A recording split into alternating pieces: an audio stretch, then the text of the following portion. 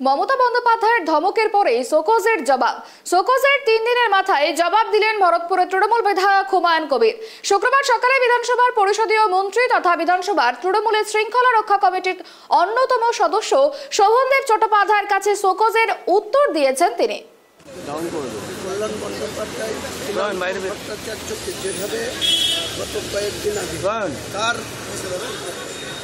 তাকে নিয়ে প্রশ্ন করেছে যে কার হাত আছে, কার মদত আছে তৃণমূল ভট্টাচার্যের উপরে, তো সেটাও ক্লিয়ার হওয়ার দরকার, কারণ তিনি সেটা বলে কেন পার পাবেন, তেনাকে কেন শোকজের আওতায় আসবে না। আমি ডিসিপ্লিনারি কমিটির কাছে এই প্রশ্নই তো রাখছি। আপনি যে দলে থাকেন সেই দলের ভিত্তি গ্রামীণের ওপরে, আপনার দলের ভিত্তি গ্রামীণের ওপরে, কোথাও কি মনে হচ্ছে গ্রামের বিধায়করা টার্গেটে?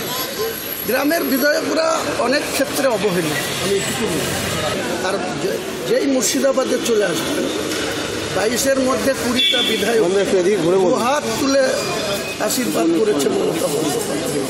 কার চক্রান্তে কিসের জন্য মুর্শিদাবাদের মানুষকে এইভাবে বঞ্চিত করা হচ্ছে, এরপরে মুর্শিদাবাদের মানুষকে সংগঠিত করব এবং মুর্শিদাবাদের অধিকার প্রতিষ্ঠিত করারই আগামী দিনে আমি শপথ